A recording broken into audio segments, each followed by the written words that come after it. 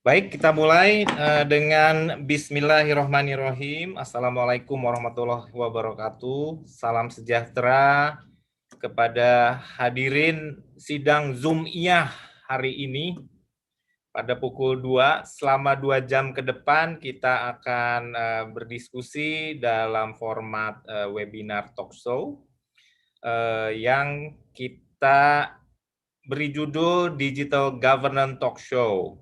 Navigating the Future of Industry 4.0 in Indonesia. Sebelum memulai, mungkin saya ingin menyapa dulu dari total maksimum ini sudah mentok 500 orang yang register. Insya Allah mungkin di YouTube juga sudah ada pemirsa YouTube channel Veda Praksis. Saya akan sapa dulu, semoga sudah hadir ya, dari angka sih 220 orang yang sudah join in. Kita mungkin sambil jalan menunggu teman-teman yang lain masuk.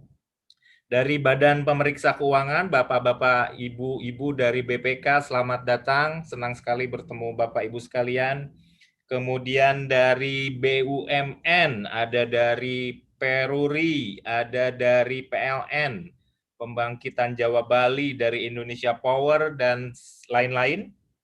Kemudian dari Bank Daerah, BPD, ada BJB, ada Bank DKI, Bank Jateng, Bank Kalteng, Bank Sulut, Bank Sumsel Babel, Bank Sumut, dan sebagainya. Dari Bank Umum Nasional ada Mandiri, BNI, BTN, BRI, Panin, Mayapada, Danamon, dan sebagainya. Kemudian ada dari PT KAI, dari sektor privat ada L'Oreal Indonesia, kemudian ada dari Pelindo juga, ada dari Pevindo Biro Kredit, kemudian dari Perbarindo juga ada Perhimpunan BPR Indonesia, yang juga diikuti oleh para anggotanya banyak sekali hari ini BPR.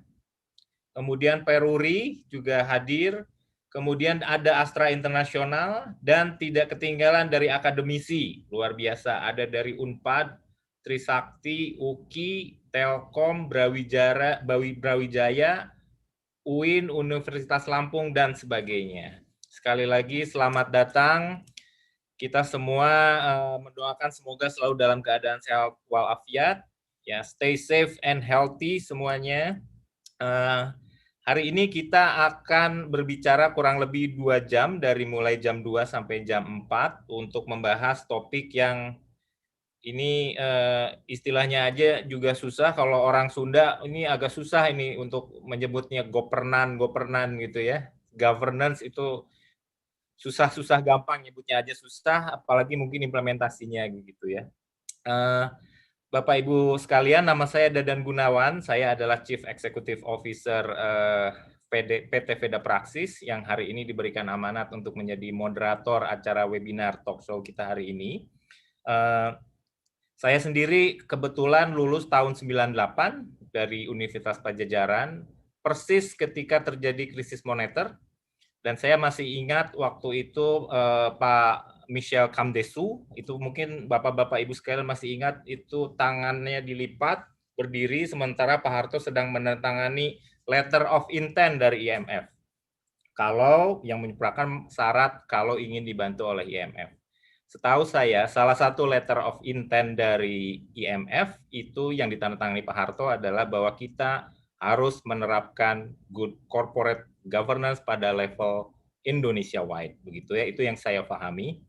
Sehingga kemudian Kementerian Perekonomian, Menko Equin waktu itu mengeluarkan keputusan untuk membentuk KNKG, Komite Nasional yang berurusan dengan implementasi corporate governance dan menetapkan prinsip-prinsip corporate governance itu tahun 99-2000. Sekarang sudah 2020, jadi kurang lebih 20 tahun kita hanya mengenal governance. Ada yang membahasa Indonesiakannya dengan tata kelola, ada yang membahasa Indonesiakannya dengan tata pamong, berbagai macam istilah gitu ya. Itu 20 tahun kita besar dengan istilah-istilah seperti itu. Nah, ini tiba-tiba di masa pandemi itu ada dua orang brave woman dan brave man, tiba-tiba kok nggak ada hujan, nggak ada angin, menambahkan kata digital di depan governance. Governance saja sudah susah, sekarang ditambah di depannya kata digital, begitu ya. Nah, saya sendiri penasaran, mungkin seperti halnya hadirin sidang Jumiah hari ini juga penasaran, ini binatang apa lagi ini digital governance ini.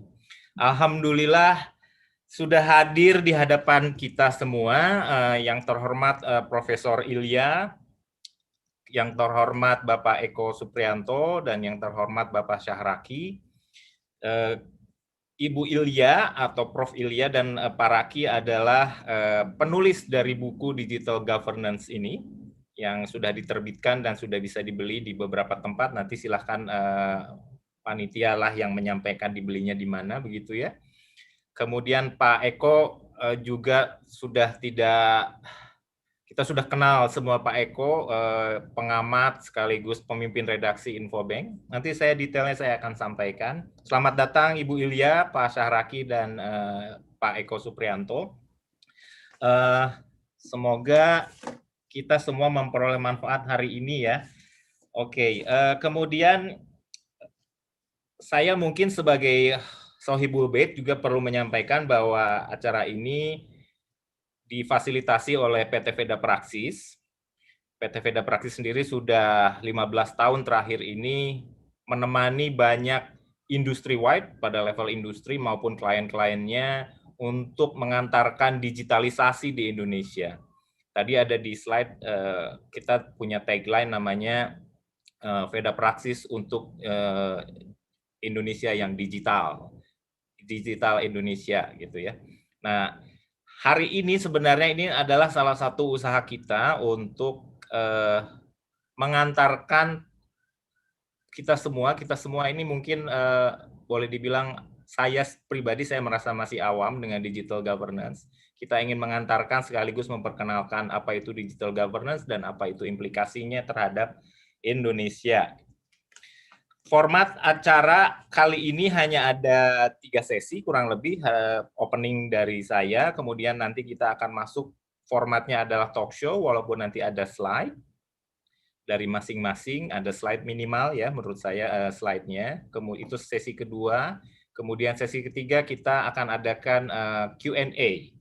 Sebelum mulai saya mungkin perlu menyampaikan beberapa informasi, supaya webinar kali ini bisa lancar, kemudian bermanfaat ya kepada semua peserta hari ini, yaitu pertama, selama webinar berlangsung, Bapak Ibu sekalian diperkenankan untuk memberikan pertanyaan. Jadi ketika Prof. Ilya, Pak Raki atau Pak Eko sedang berbicara, silakan bertanya dengan menggunakan fungsi Q&A. Harusnya di depan Bapak Ibu bagi yang menggunakan laptop maupun HP itu ada tombol Q&A, itu silahkan dipergunakan. Tidak usah menunggu sesi Q&A dibuka. Kemudian untuk 20 pertanyaan pertama yang baik, Ibu Ilya dan Pak Raki sudah menyiapkan 20 buku digital governance untuk dibagi-bagikan kepada para penanya. Jika Bapak Ibu bertanya melalui Q&A, mohon mencantumkan nama dan kepada siapa pertanyaan tersebut ditujukan. Kemudian walaupun Bapak Ibu menyampaikan pertanyaan selama ketiga panelis berbicara, tapi pertanyaan Bapak Ibu akan dijawab setelah sesi Q&A dibuka, gitu ya. Kemudian ternyata Zoom juga memberikan fasilitas jika Bapak Ibu ternyata punya perasaan yang sama, pertanyaan yang sama. Udah ada yang nanya, tapi saya juga pengen nanya hal yang sama. Jangan ragu, tanyakan saja dengan mengklik namanya upvote terhadap pertanyaan yang muncul. Itu ada tombol upvote juga. Upvote itu nulisnya UPVOTE gitu ya, di bagian bawah pertanyaan yang relevan tersebut. Silakan di-upvote. Kita juga mengantisipasi ada koneksi mungkin yang terganggu, silahkan digunakan fasilitas chatnya.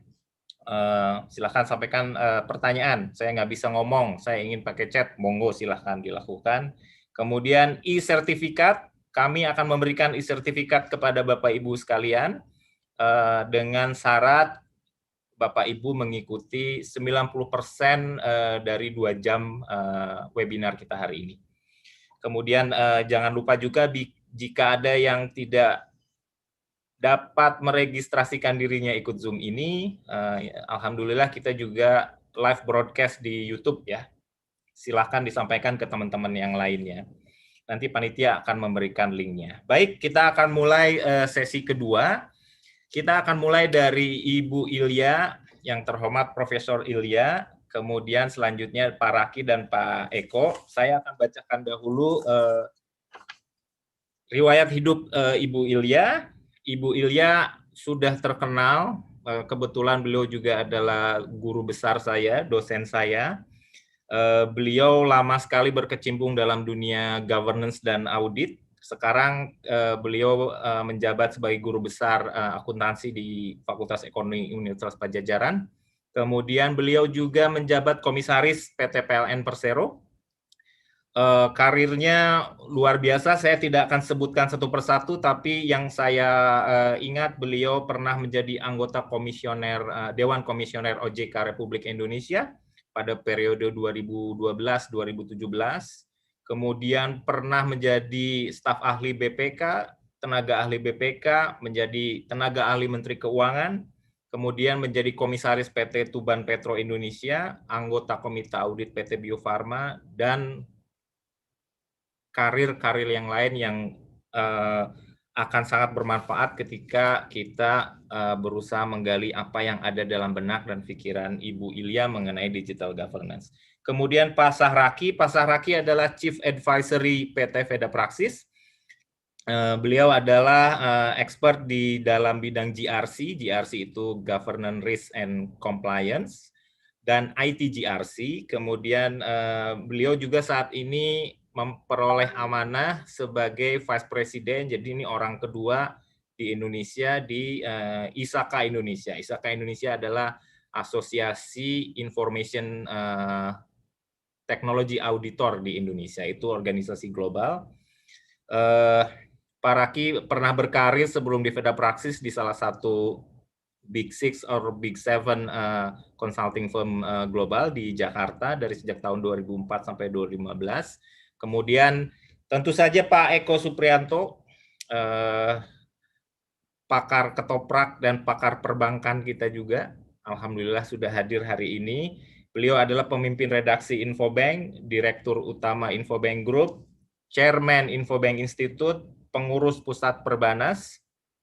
Beliau pernah menjabat komisaris utama Bank MNC, komisaris independen Bank Mutiara, pengurus Ikatan Bankir Indonesia, pengurus Forum Pemret Indonesia, pengurus Forum Pemret Indonesia, sehingga kita melihat pada nanti bagiannya Pak Eko, kita ingin melihat dari sudut pandang sebagai praktisi dan sebagai pengamat perbankan di Indonesia, bagaimana memahami mengenai digital governance. Baik, pertanyaan pertama, karena ini konteksnya adalah talkshow, kami ingin sampaikan kepada Prof. Ilya, mungkin pertanyaannya sederhana, tapi mungkin bakal panjang ya Ibu ya jawabannya. Apa Bu latar belakang Ibu menulis, kok berani-berani menulis digital governance di Indonesia, begitu ya Bu ya, bersama Pak Raki? Monggo Bu, silahkan. Ya, terima kasih Kang Dadan. Suara saya kedengeran nggak? Soalnya di Bandung ini hujannya gede banget. Jelas Bu, Alhamdulillah. Jelas ya. Oke. Kang Dadan, memang buku ini saya tulis diawali dengan kegalauan saya, kegelisahan saya. Ya. Kenapa ya kok akhir-akhir ini kita banyak cobaan? Ya, pada saat era COVID ini, pada saat lockdown, saya kemudian merenung. Kok kita banyak sekali cobaan. Dan cobaannya ini banyak menyangkut governance.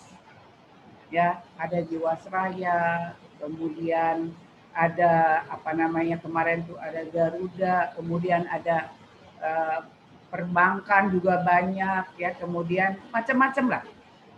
Lihat TV itu semuanya itu memang mengarah kepada ketidakgovernansan. Ada dari Pemda, BUMN, legislatif, ya. Ada apa nih yang salah? Padahal kita sudah menginisiasi governance ini sejak 98 ya. Sejak Kang Dadan ini lulus, 22 tahun sebetulnya ya, 20 sampai 22 tahun. Nah, dari situ saya kepingin sekali membuat buku yang sederhana, buku kecil gitu ya, sederhana, mudah dimengerti. Bacanya sebentar, nggak pakai lama. Tapi akhirnya si pembaca tuh mengerti bahwa governance itu ternyata nggak ribet kok. Governance itu adalah suatu keharusan, tapi ini mandatory governance itu. Governance itu penting dalam kehidupan. Nah, kalau kita berbisnis, bisnis yang sustain itu adalah bisnis yang govern. Nah, dari buku kecil ini, saya kemudian mengambil cerita, dongeng-dongeng yang mudah dicerna dan semuanya itu tahu gitu dan pernah mengalami ya. Nah, setelah itu saya mulai mengisi apa ya buku ini. Saya inventarisasi. Inventarisasi apa ya kegagalan governance kita. Padahal kita sudah membentuk KMKG gitu ya. Kemudian semua elemen dari pemangku kepentingan itu sudah bikin regulasi ya, regulasi supaya semua govern. Tetapi kita nggak sadar pada akhirnya kita kebanyakan regulasi, menjadi over-regulated. Semuanya itu ketakutan, membuat aturan. Di sini aturan, di situ aturan, sehingga semuanya punya aturan. Ya. Nah, yang kasihan ini adalah pelaku bisnis. Ya kan? Banyak aturan ini, banyak aturan itu, begitu. Semuanya itu harus govern katanya. Undang-undang banyak sekali. Peraturan Perpres banyak. Peraturan menteri belum perdanya. Nah, jadi ini si pelaku bisnis ini bingung. Tapi ya harus dikerjakan. Harus diikuti aturannya. Kalau enggak melanggar undang-undang, pidana loh. Melanggar regulasi, tidak govern loh, dia bisa dituntut. Nah, bahkan semuanya itu melakukan patuh terhadap aturan-aturan itu. Meskipun mahal, ya bayangkan saja, ada satu entitas harus lapor ke regulator 3 macam, ke regulator lain. Ada 4 macam report kepada regulator. Karena ini memenuhi ketentuan perundang-undangan, ketentuan perbankan atau industri jasa keuangan, ini harus dipenuhi. Kalau dia itu mau tidak kena semprit regulator. Nah, karena saking banyaknya regulasi, ini nggak boleh, itu nggak boleh, bisnisnya sendiri menjadi inovasinya tidak cepat. Inovasi tidak cepat. Begitu. Nah, berkahlah ada COVID-19 ini. Ketika kita semua tidak bisa kemana-mana, tetapi kita perlu hidup. Kita perlu berinteraksi. Kita perlu barang dan jasa. Kita perlu bayar-bayar, ya kan? Nah, mulailah kita memahami bahwa governance itu mudah di era digital. Ternyata, ya. Kita berhubungan dengan Gojek. Kita perlu barang, ya, kita tinggal datang ke marketplace. Kita pilih mana yang terbaik, mana yang harganya termurah. Demikian, kemudian kita bayar menggunakan digital, uang digital. Coba kita lihat ini dalam governance dalam transaksi digital. Semuanya ini sudah terselenggara sendiri. Di sini governance ada nggak antara borrower sama lenders? Ini contohnya ini adalah peer to peer ya. Contoh ini adalah contoh meminjam uang. Meminjam uang sendiri zaman dulu know your customer itu memerlukan waktu yang lama, memerlukan pemeriksaan dokumen-dokumen begitu ya. Nah, sekarang semuanya itu bisa diselesaikan dengan digital begitu.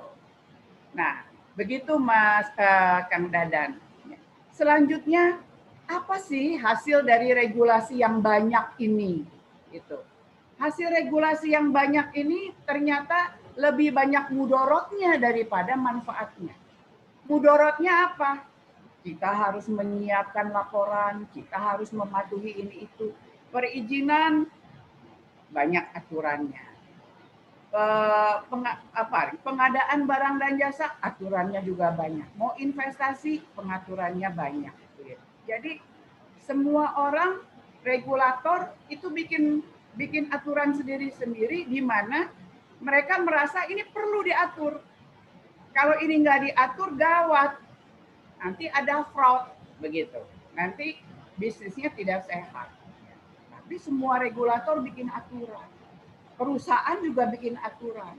Nah, saking banyaknya aturan, dispute di mana-mana begitu ya. Nah, seperti itu Kang Dadan. Jadi nggak efektif karena terlalu banyak aturan. Dan masyarakat kita ini juga budayanya itu kalau tidak diatur tidak bisa benar, tidak bisa baik, begitu. Jadi kuncinya adalah integritas. Kuncinya adalah kejujuran. Kuncinya itu ya etika. Nah, itu yang sebenarnya prinsip-prinsip dari governance. Di mana kalau kita mempunyai etika, kita mempunyai kejujuran, maka elemen daripada atau prinsip governance yang namanya tarif itu ya, transparansi, accountability, responsibility, independency, ya.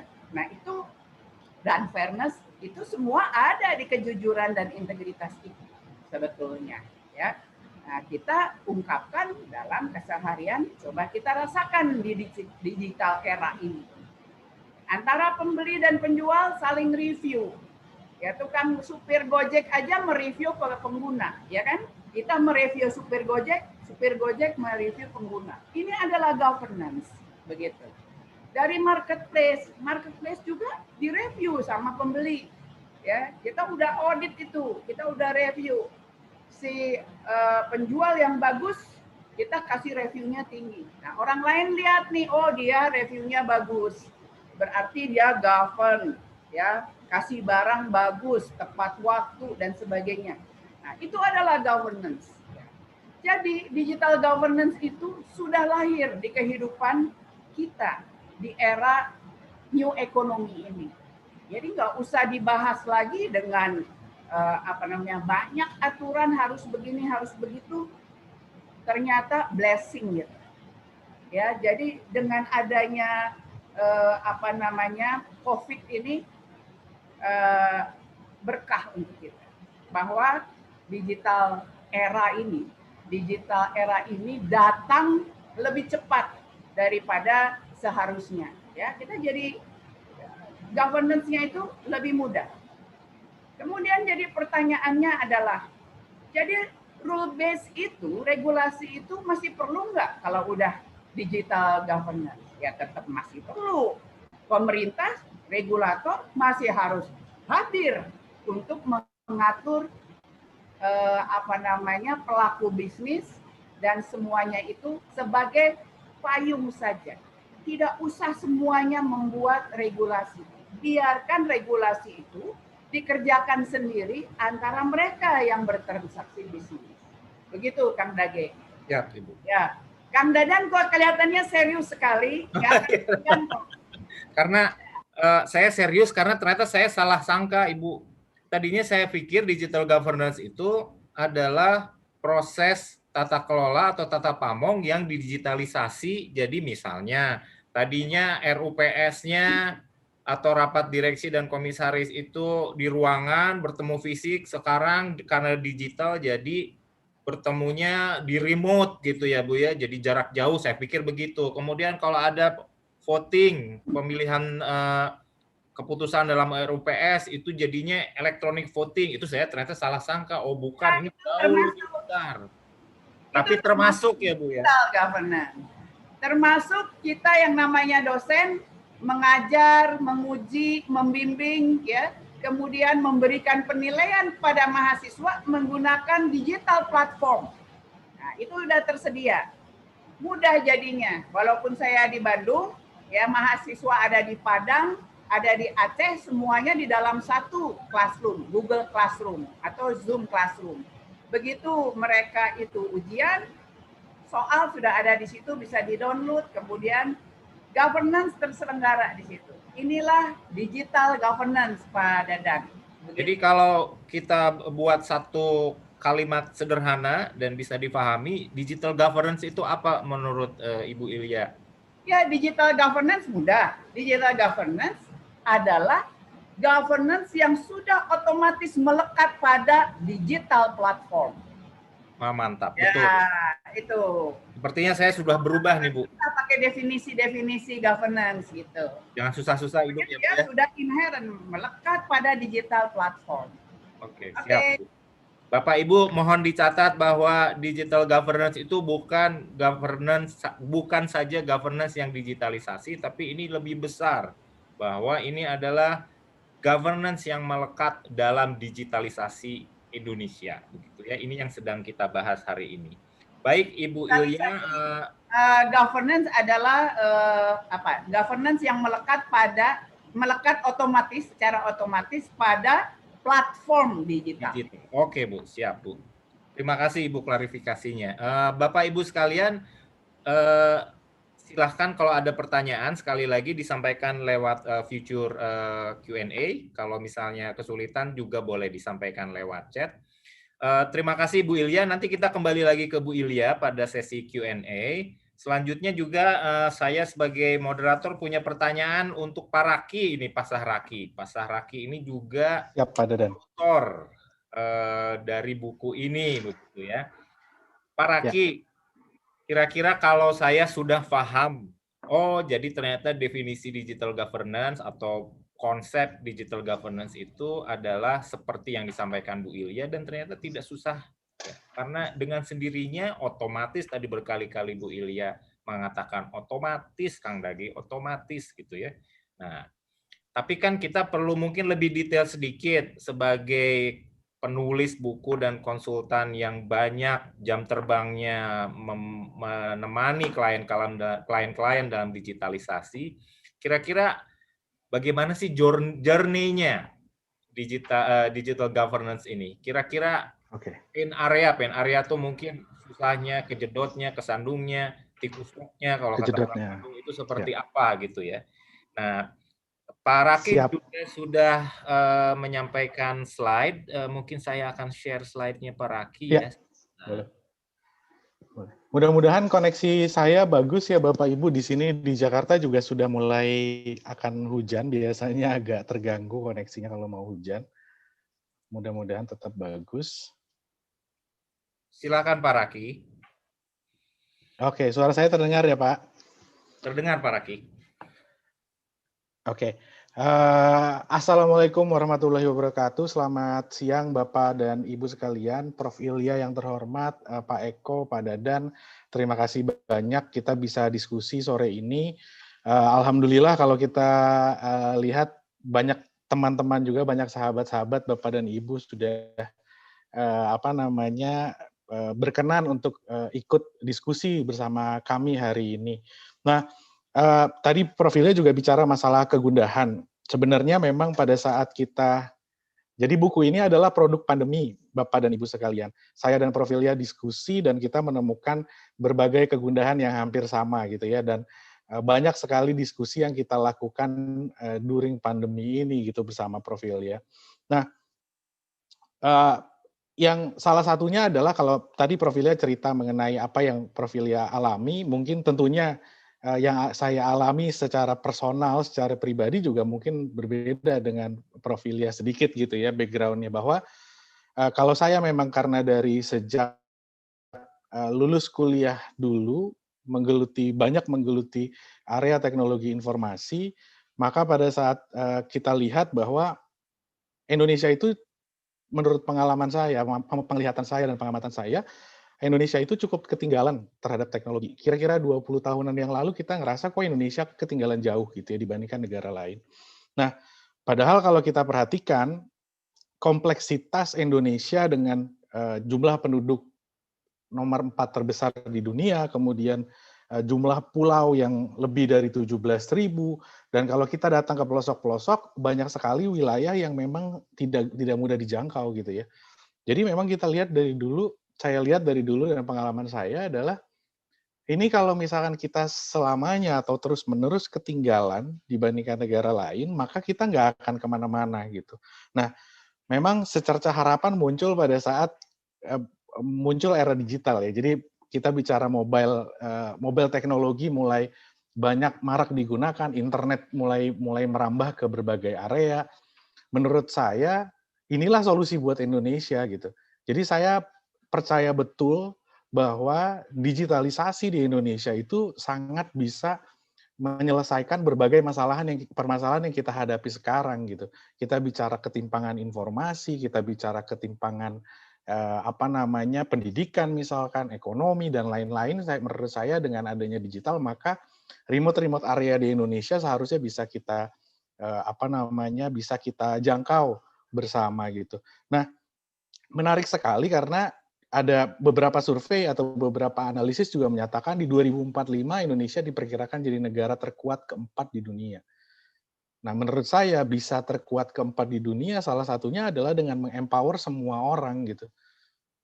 Dan mengempower semua masyarakat, salah satu caranya yang paling mungkin dilakukan adalah dengan digital, dengan lokasi dan kondisi Indonesia yang cukup rumit. Nah, saya mau cerita sedikit juga nih, izin Pak Dadan agak cerita-cerita ke kanan dan ke kiri. Cerita sedikit juga bahwa saya punya satu orang teman yang dia bekerja untuk sebuah perusahaan travel di Belanda. Dia lokasinya dari Surabaya pindah ke Jakarta gitu ya, tapi dia bekerja untuk sebuah perusahaan travel di Belanda. Saya pikir perusahaan travel di Belanda ini marketnya Indonesia, enggak. Marketnya adalah Amerika Serikat. Jadi marketnya si perusahaan travel ini paling banyak di Amerika Serikat, dan dia berfungsi sebagai content creator bagi si perusahaan travel itu. Itu kan menurut saya juga salah satu hal yang bicara digital itu kita bicara memang tanpa jarak gitu ya. Bahwa even ini teman saya ini dia bisa bekerja sebagai karyawan perusahaan Belanda, tapi lokasinya ada di Indonesia gitu ya. Nah, sementara di satu kasus ada satu perusahaan di Indonesia yang pernah di Jakarta yang pernah juga ngobrol sama saya during pandemi ini.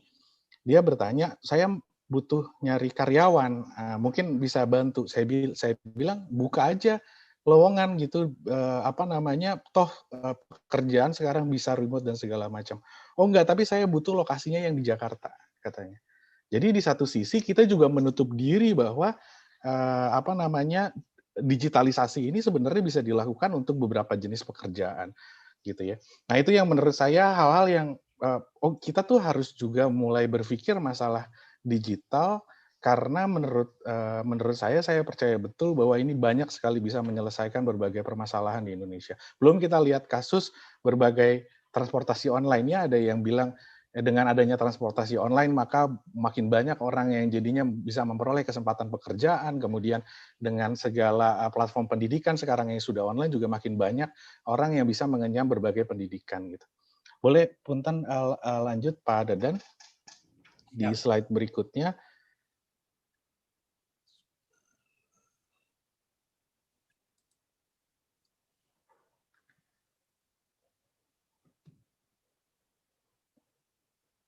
Pak Raki? Ya, ini sedikit saja tadi Prof. Ilya juga sudah menyampaikan.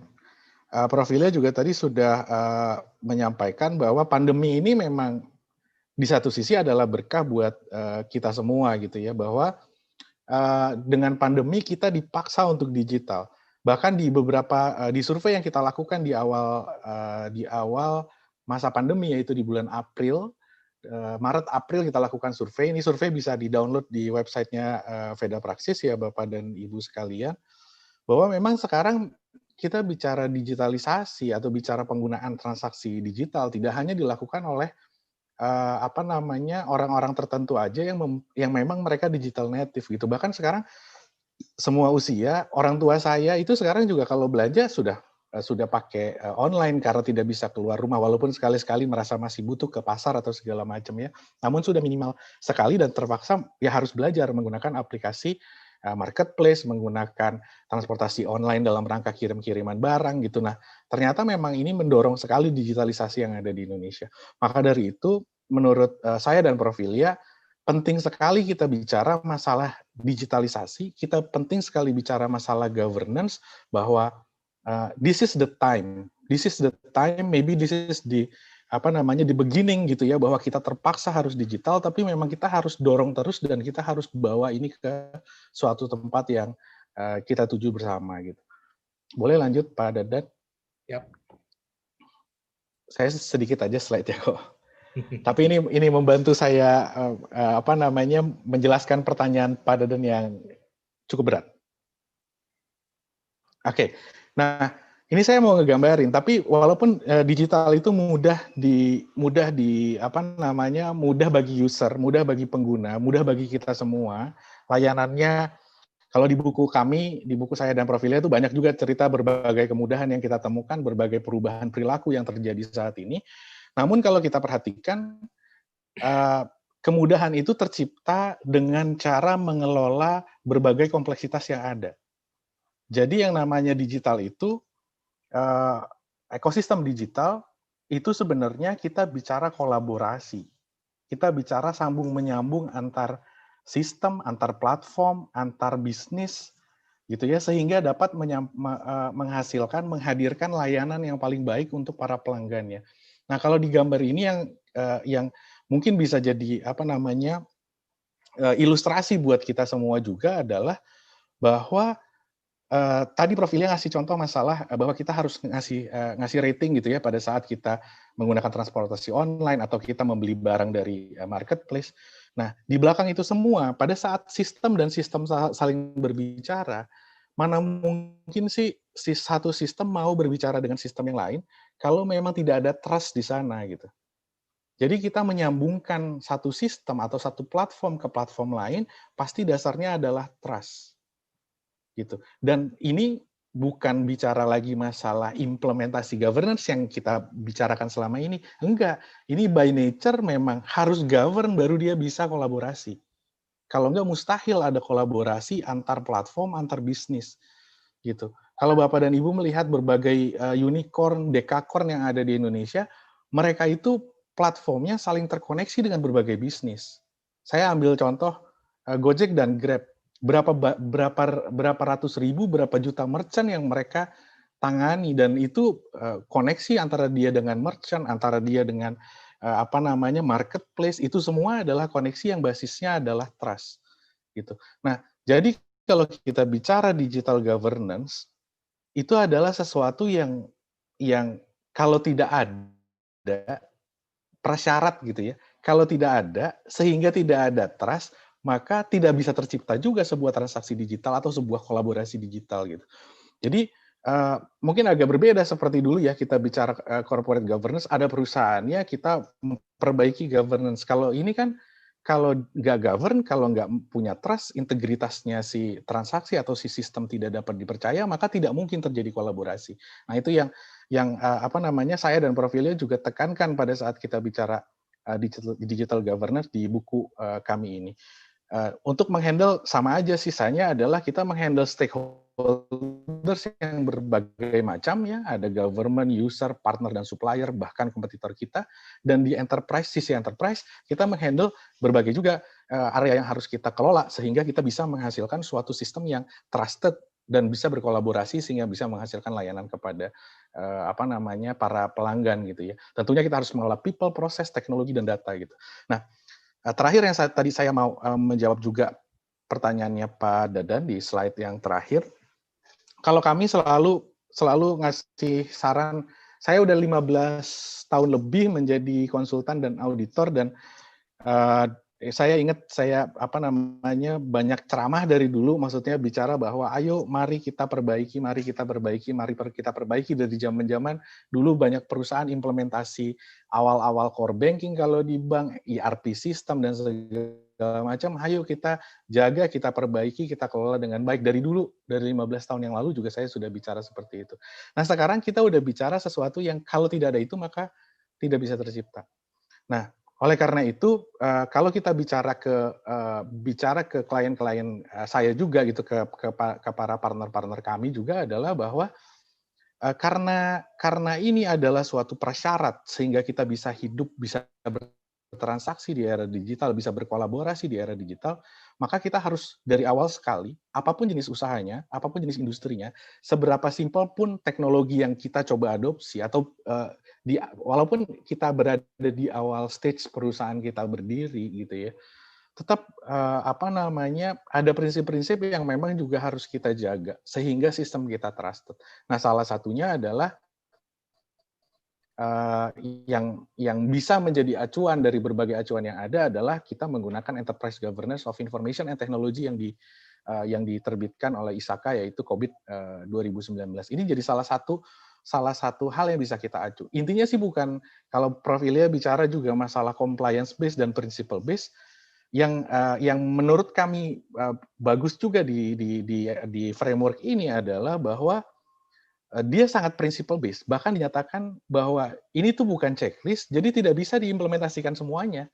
Jadi kita memang harus tahu bahwa kita tuh pain points kita apa, kalau tadi Pak Dadan bilang, pain points kita apa, kita fokusnya di mana. Oh, perusahaan kita fokus memang di quality data, kita harus menjaga integritas data yang baik, maka kita fokus di information security. Maka apa saja sih yang harus dipertimbangkan dalam kita apa namanya menjaga si information security itu. Kira-kira begitu. Jadi pada saat kita bicara implementasi sebuah sistem digital governance tentunya melibatkan berbagai pihak dan minimal di apa namanya di entitas kita, di perusahaan kita juga coba menerapkan sebuah sistem teknologi yang juga agar bisa trusted dalam rangka kita berkolaborasi dalam ekosistem digital gitu. Mungkin itu Pak Dadan ininya pandangan dari saya. Terima kasih Pak Raki. Untuk Pak Raki mungkin saya akan berikan take away yang penting buat diingat dan mungkin direnungkan oleh kita semua, yaitu bahwa governance itu kalau dulu mungkin ya, saya akan menganalogikannya sedikit, itu seperti menggugurkan kewajiban gitu ya. Kita gugurkan kewajibannya. Kenapa? Karena itu kita tidak berbisnis governance gitu ya. Sementara dengan digitalisasi, kita sekarang governance itu adalah bisnis kita. Karena kalau governance tidak menjadi bisnis kita, maka bisnis kita tidak jalan, kita tidak punya pelanggan, tidak punya penghasilan, dan seterusnya sehingga perusahaan tidak tumbuh. Mungkin akan terasa sekali perbedaannya. Tadi saya mereview sedikit, ada beberapa pertanyaan. Salah satu pertanyaan yang menarik buat saya sebagai moderator itu dari teman-teman OJK, ditujukan untuk semua panelis. Nanti saya catat dulu ya, ini bagus menurut saya pertanyaannya. Jadi dengan digitalisasi ini, apakah prinsipal dari governance itu berubah atau tidak? Dicatat dulu ya Bapak-Bapak, Ibu-Ibu panelis. Oke. Kemudian selanjutnya kita akan meminta sudut pandang dari Pak Eko sebagai praktisi perbankan, pengamat perbankan, sebagai jurnalis. Pak Eko, pertanyaan dari saya mungkin pada dasarnya bagaimana sih Indonesia ini harus mengadopsi digital governance? Apakah ini sifatnya sunnah atau sudah emergensi atau memang kita bisa menunggu lagi nanti sampai peraturan kita selesai baru kita terapkan digital governance? Terus bagaimana keterlibatan semua stakeholders dalam hal ini pemerintah, industri, kemudian akademisi dan sebagainya supaya digital governance ini kita tidak gagap lagi seperti dulu tahun 98 kita juga, saya sih merasakan agak gagap sih Pak waktu kita mengadopsi governance tersebut. Silahkan Pak Eko, waktu dan tempat kami persilahkan. Saya juga memperoleh slide dari Pak Eko, saya akan share sebentar. Terima kasih Kang Dadang. Jadi mudah-mudahan suara saya terdengar ya. Jelas Pak. Jelas ya. Ini siaran langsung dari Kopi Klotok Menoreh. Jadi, mantap. Jadi ada yang di Bandung, ada di Jakarta, ada yang di Jogja. Inilah hebatnya digital itu. Bapak kalau cerita kopi, kalau menurut hukum agama, kalau sudah cerita itu wajib membagi Pak. Ya betul. Nanti saya akan kirimin satu-satu Kopi Klotok Menoreh. Itu nomor 2 di Yogyakarta. Terima kasih, monggo Pak. Oke. Paparan Prof. Ilya dan kemudian Pak Zaki, saya tidak ingin terjebak pada definisi bahwa governance itu adalah harus, kudu mesti. Kita belajar dari krisis 98 sampai dengan krisis keuangan dunia. Nanti aja dulu Pak, nanti dulu. Nanti dulu yang saya pengantar dulu. Krisis 98, kemudian ada krisis keuangan di 2008, kemudian 2020. Siapa yang tidak govern, itulah yang terlempar. Ada 100 bank umum, waktu itu menjadi almarhum. Dan 100 bank itu semuanya tidak govern. Artinya mengindahkan prinsip-prinsip kejujuran, prinsip integriti, prinsip keterbukaan. Itu adalah prinsip-prinsip yang ada di governance. Kemudian 2008, kita mendengar apa yang disebut Lehman Brothers. Soleman kata orang Sunda bilang. Itu adalah mbahnya risk management. Tapi pada akhirnya ada prinsip-prinsip yang dilanggar. Terutama menyangkut keterbukaan transaksi. Maka mereka menjadi gulung tikar. Padahal umurnya 150 tahun dan kita belajar dari dia. Nah, pada akhirnya ingin saya katakan bahwa mereka yang bertahan di dalam krisis adalah mereka yang govern. Ibaratnya, janganlah mencari uang, biarlah uang mencari kita. Itu pribadi. Artinya apa? Kita ini biar dicari orang. Kita harus govern. Intinya adalah punya integriti, punya kapasitas, punya akuntabilitas. Itu menjadi satu. Nah, urgensi digital governance yang ingin saya katakan di sini adalah pertanyaan tadi. Bahwa di dunia perbankan, yang nama governance itu seperti rukun beragama. Tidak bisa tidak. Saya yakin mau krisis kayak apapun, kalau kita governance, itu tidak akan lenyap. Tidak akan lenyap. Nah, urgensi di sini kita ini sebenarnya adalah Indonesia darurat governance. Yang disuruh governance itu adalah bank. Prinsip-prinsip governance bank, sektor keuangan, BPR, bank umum, dan macam-macam. Tapi kita lihat apakah di luar juga ikut ada prinsip governance. Orang yang governance itu justru orang yang akan disalahkan kalau ada masalah, karena ada catatannya. Kalau yang nggak ada catatannya, makanya dalam prinsip guyonan di teman-teman di media selalu bilang gini, Bank Indonesia selalu kena masalah ya karena dicatat, tapi di Departemen Agama nggak pernah dicatat gitu kan, jadi nggak ketahuan kan gitu. Itu prinsipnya. Yang ingin saya kemukakan di sini, governance tidak ansih hanya satu sektor, tapi seluruh sektor. Nah, ide dari Bu Ilya dan dari Zaki tadi di bukunya digital, saya 3 kali membaca, itu ibaratnya adalah memberikan menjual suatu produk, membuat digital, itu tidak berbohong lah gitu. Semuanya sudah ada ngatur di dalam satu platform digital tadi. Nah, ini semakin urgent sekarang ini. Kita bisa lihat Mas Dadang, Kang Dadang, di slide berikutnya.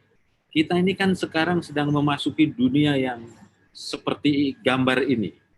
Kita sedang mengalami 2 perubahan besar. Perubahan demografi, disruption teknologi. Makanya ini sneaker, bukan sepatu belly, ya kan? Ini adalah milenial. Kalau saya kolonial. Kalau kolonial itu waktunya sukanya reuni dan tahlilan. Kalau ini kan lagi di puncak karir kayak Bang Dadang kan gitu. Nah, perubahan demografi, banyak anak-anak muda sekarang. Indonesia merupakan bonus demografi. Kalau ini tidak dikelola dengan baik, maka dia akan menjadi negara gagal kita. Disruption teknologi. 2 hal ini yang mengubah kita. Nah, sekarang dengan adanya COVID-19, mau nggak mau, kita mendengar disruption teknologi 5 tahun yang lalu. Tanpa ide disruption pun, kita juga sudah berubah, Pak. Sudah sangat berubah. Itu yang dilakukan. Nah, berikutnya kita lihat. Terus, Mas, ini saya cepetin karena saya dikasih waktu 15 menit. Biasanya 2 jam saya. Ya, Pak. 2 jam. Nah, disruption digital terjadi lebih cepat, lebih sering, berdampak lebih besar. Slide ini sebelumnya dibikin sebelum COVID. Tapi begitu ada COVID, langsung, Pak. Ini seperti lebih inovatif sekarang ini. Lebih murah seperti kali. Impact-nya lebih dari 100 kali. Ini adalah dampak-dampak disruption teknologi. Nah, pada akhirnya kita bisa melihat, kita terusin, sedikit aja terus. Ya, Pak. Nah, tabel ini menarik. Saya dapat teman ini dari rekan, bahwa lonjakan transaksi digital Indonesia relatif paling besar dibandingkan Australia, China, Malaysia, dan Singapura. Bayangkan, kita lebih daripada 30% transaksi. Orang sudah tidak lagi pengen ke ATM. Bukan karena duitnya nggak ada ya, karena takut kena virus. Ya kan? Kalau krisis sekarang ini, resesi ini, Tuyul pun juga sudah ngeluh cari uang. Tapi ini bukan karena itu, karena takut karena takut kena virus. Lonjakan transaksi digital. Nah, Bapak Ibu sekalian, saya ingin mencontohkan.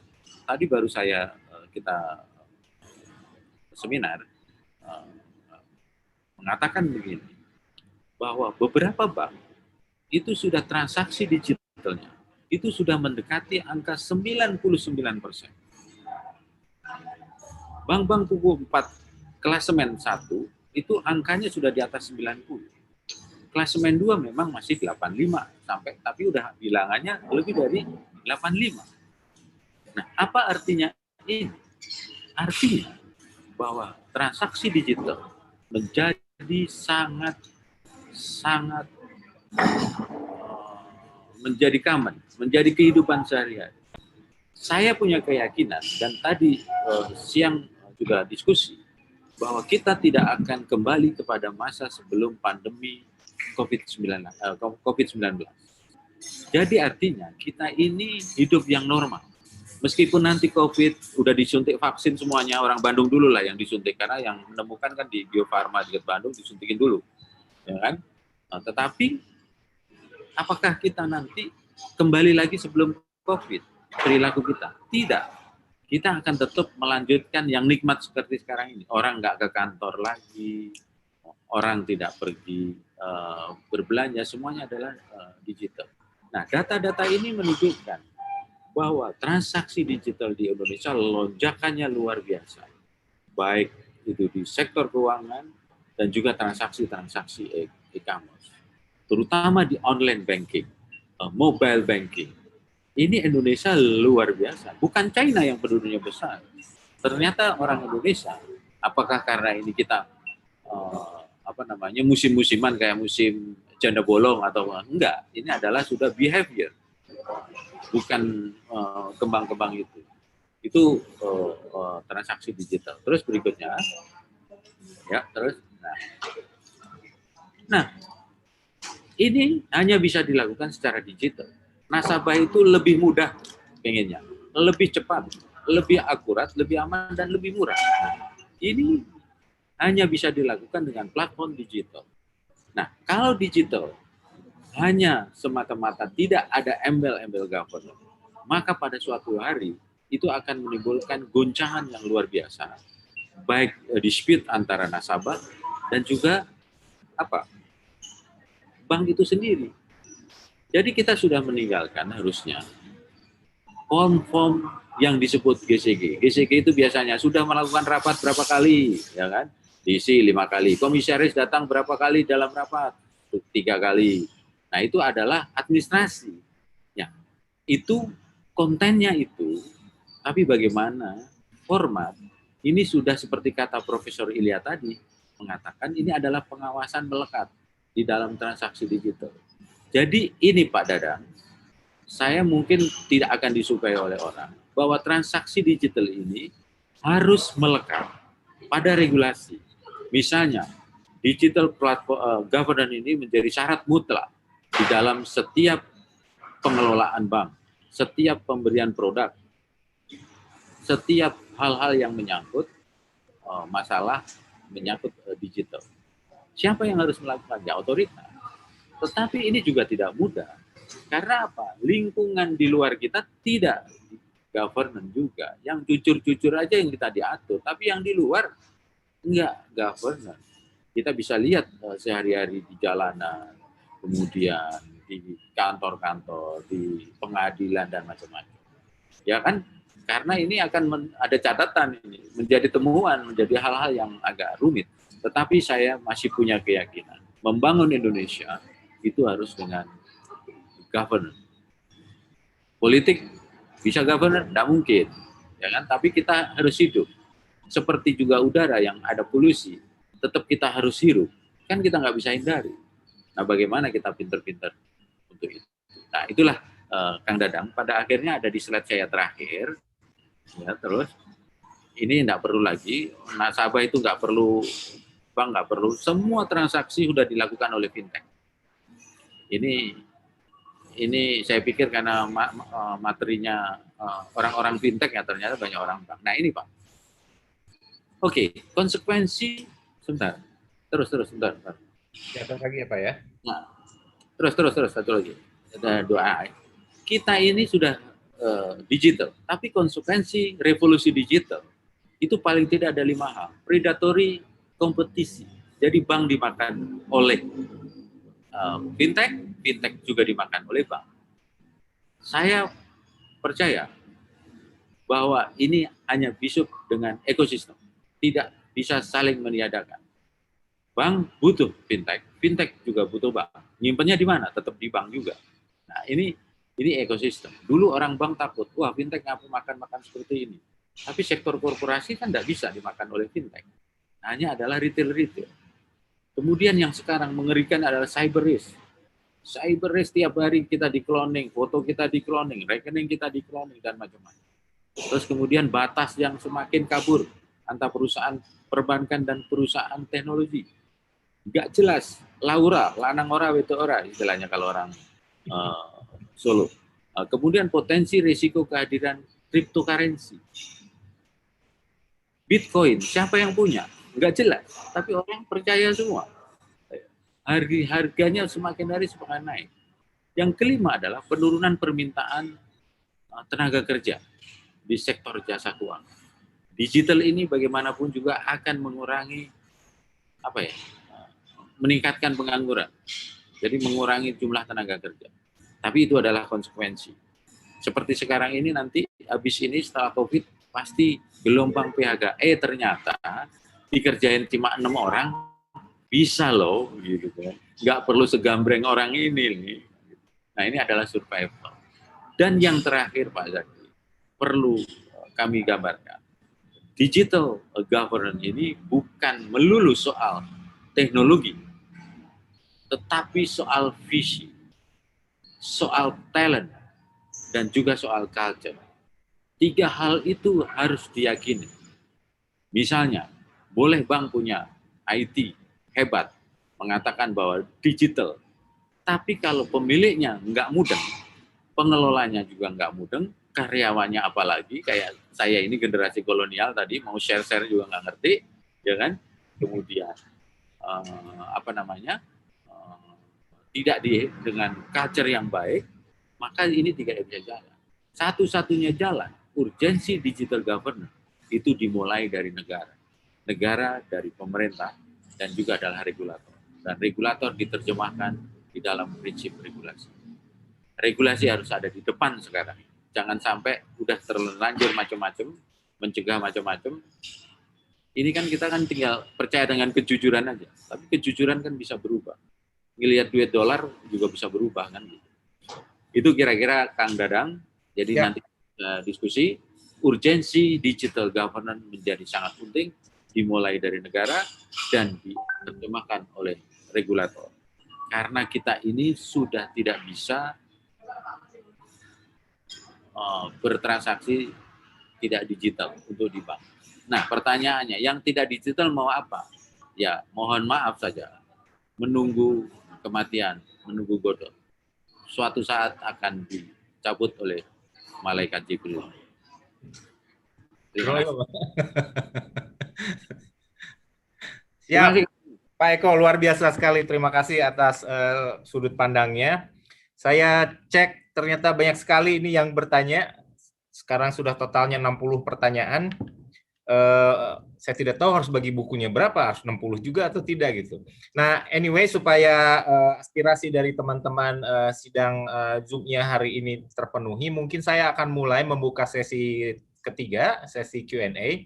Tapi mohon maaf untuk yang lewat Q&A, saya akan sekuensinya akan yang setelah teman-teman yang bertanya langsung lewat Zoom ini. Saya buka mungkin sekitar 2 pertanyaan dulu yang langsung menanyakan ke para panelis. Silahkan raise hand dan langsung menyampaikannya. Admin mohon dibuka untuk unmute ya.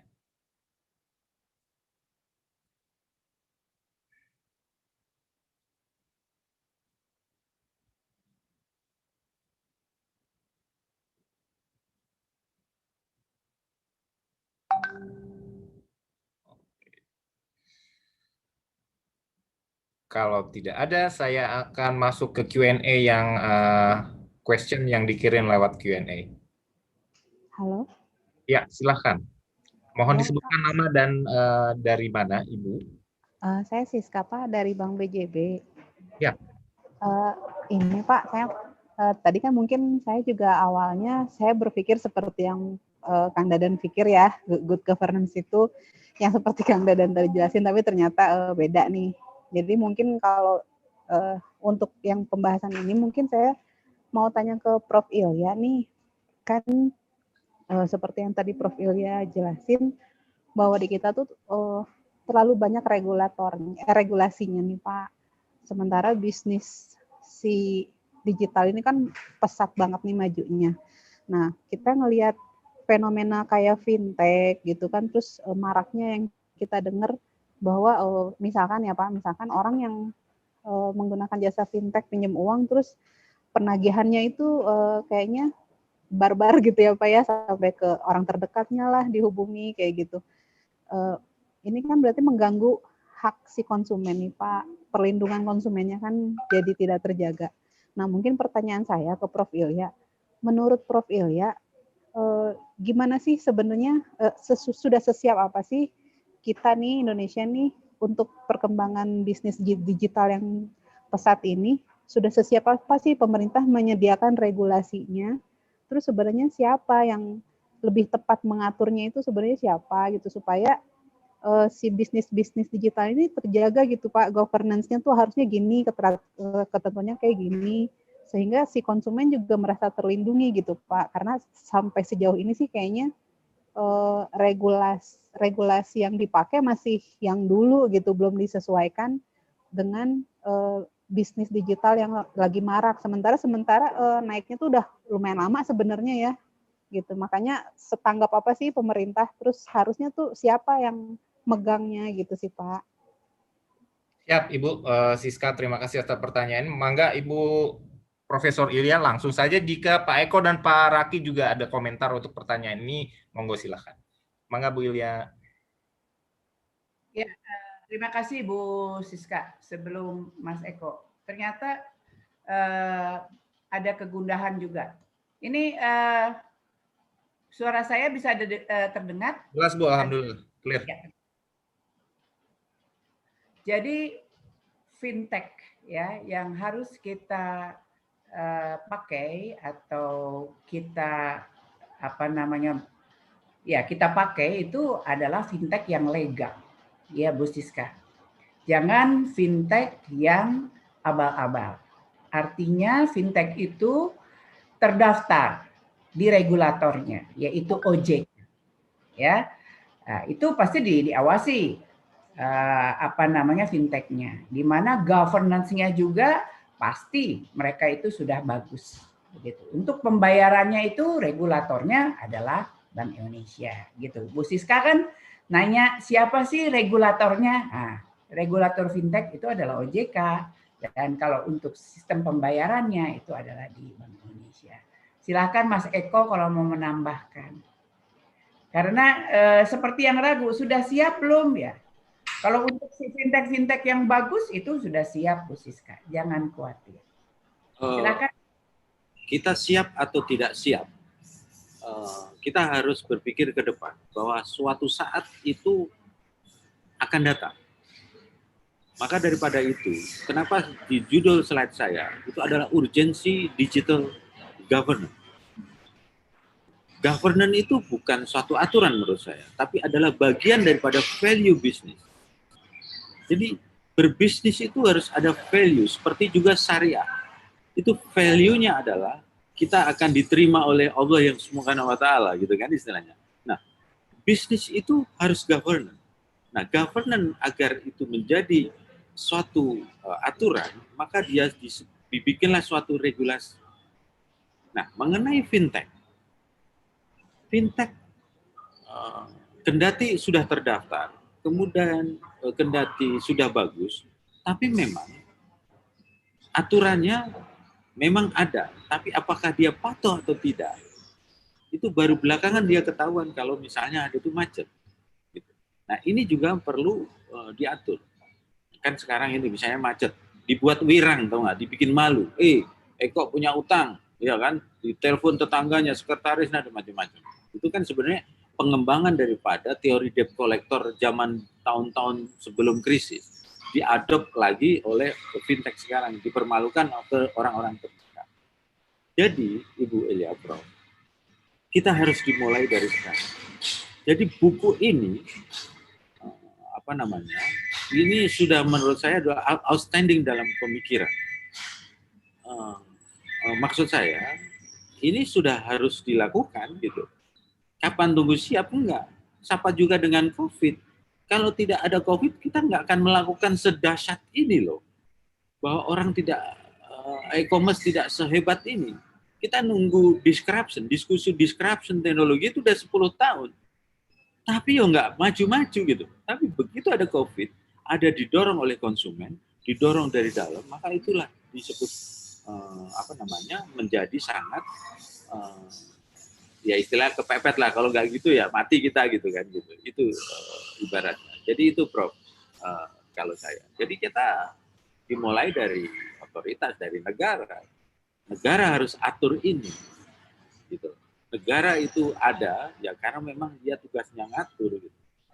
Itu menurut saya. Nah, apakah negara nanti diterjemahkan dalam suatu aturan-aturan yang lain, misalnya ke Menteri Menko Polhukam, payung hukum besarnya mungkin diturunkan ke berbagai industri. Karena kita nggak bisa maju itu karena kita nggak governance. Jujur saya nggak governance.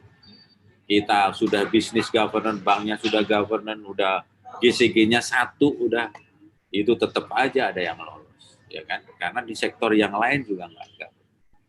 Rekrut karyawan nggak governance, ya kan? Mau begini nggak governance. Tapi dengan digital governance ini, mau nggak mau dipaksa. Jadi kita sekaligus dijadiin tools untuk mendorong proses digital yang lebih governance. Itu, Prof. Pak Dadang. Pak Raki kali. Pak Raki ada komentar atau mau lanjut ke Q&A? Boleh ikutan? Monggo. Boleh ikutan ngasih komentar sedikit, ya. Pak Dadan. Tadi memang bicara masalah Bank Indonesia dan OJK. Namun saya mau share sedikit cerita bahwa di Singapura itu ada yang namanya digital movement.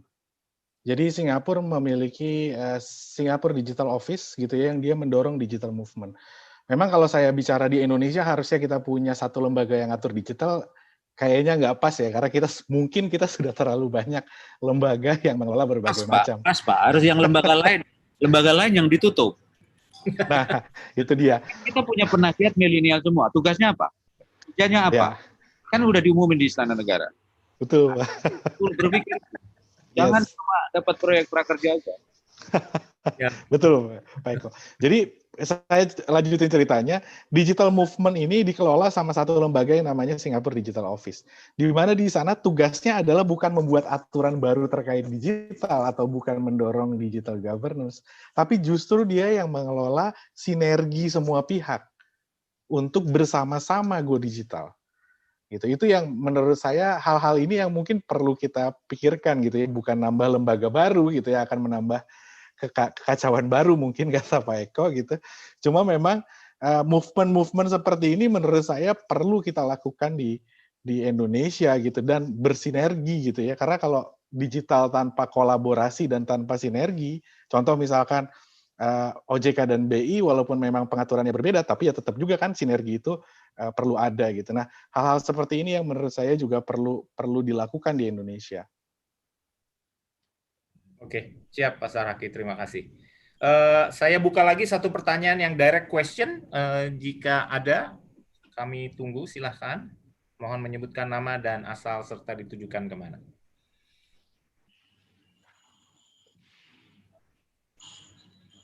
Orang udah ada. Orang udah.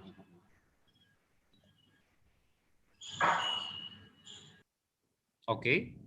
Apakah ada? Kalau tidak, saya akan bacakan, sudah berderet 68 question ya. Sebenarnya lebih enak nanya langsung, biar ada gambarnya di Zoom-nya gitu ya. Tapi kalau sudah lewat Q&A, saya akan bacakan. Pertanyaan yang mungkin, mohon maaf, jadi saya bukan badan sensor, Bapak Ibu, tapi saya... Dadan, yes. Ada sepertinya Pak Hidayat Prabowo. Oke, silakan. Selamat siang, Pak Sakri, Pak Eko, dan Pak Dadan. Terima kasih waktunya. Bukunya. Gambarnya kok nggak goyang ya? Ya? Nggak bergerak gambarnya? Iya ya. Ini saya tidak ini gambarnya Bu. Jadi cuma suaranya saja ini. Tadi saya sudah sampaikan di Q&A. Gantung kalau pakai video ya Bu ya, maksudnya gitu kan Bu ya? Mungkin belum kebaca. Ini bukunya menarik sekali. Selamat untuk bukunya. Saya dari awal tidak salah sangka terhadap judul ini. Saya memang memahami bahwa ini digital governance. Ya seperti yang disampaikan adalah bahwa dalam dunia yang semuanya serba digital ini, Pak Eko tadi bilang yang tidak digital sedang menunggu kematian. Governance memang sangat penting. Nah, saya juga berpikir tentu namanya perubahan pasti terjadi. dalam governance kita sering bicara tentang adanya prinsip-prinsip governance, ada bicara tentang struktur atau proses governance. Saya yakini struktur dan proses itu akan sangat mudah, sangat layak untuk berubah dengan drastis. Mungkin bahkan nanti strukturnya nggak ada, jangan-jangan. Tapi prosesnya juga yang tadinya 10 tahap, 5 tahap, mungkin cuma 1 kali ketuk, langsung jalan proses governance. Tapi yang namanya prinsip, saya yakini ini kayaknya masih tetap harus ada nih. Ya, betul. Prinsip tidak berubah. Walaupun sangat mungkin juga prinsip-prinsip itu juga berubah. Ada orang bilang kalau prinsip bisa berubah atau tidak. Tapi ada juga yang meyakini, dan saya juga setuju dengan itu, prinsip itu akan berubah kalau ada prinsip lain yang lebih baik lagi dan lebih bisa diterima dengan zamannya, disepakati. Nah, bagaimana pandangan dari Prof. Elia, kemudian Pak Akri, dan Pak Eko tentang hal ini? Itu saja. Terima kasih, Bu, atas pencerahannya melalui buku ini. Luar biasa, Pak. Hidayat dari mana? Mohon maaf, Pak. Saya dari OJK, Pak. Alhamdulillah. Pejabat OJK ini. Waduh. Luar biasa. Kalau ada OJK sudah punya pandangan seperti Bapak, sepertinya dakwah digital governance ini. Amin. Pak Hidayat ini juga apa namanya penggiat governance. Ya. Alhamdulillah. Pembelajar, tepatnya pembelajar. Penggiat governance sejak dulu. Monggo, Bu, siap. Monggo Ibu Elia. Ini dulu belajar governance. Baik, Pak Hidayat, terima kasih ya. Jadi prinsip itu tidak akan berubah ya. Prinsipnya adalah prinsip kejujuran, saling percaya, begitu ya, yang merepresentatifkan tarif prinsipal, begitu. Ya, fairness dan sebagainya. Itu tetapi tidak masing-masing, tidak parsial-parsial di dalam digital governance. Dia itu prinsipnya menjadi satu. Tetapi ya memang elemen atau prinsip-prinsip tarif itu ada sebetulnya di dalam digital governance.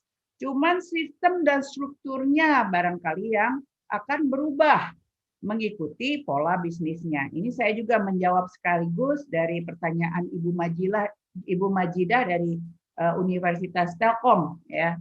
Nah, seperti itu.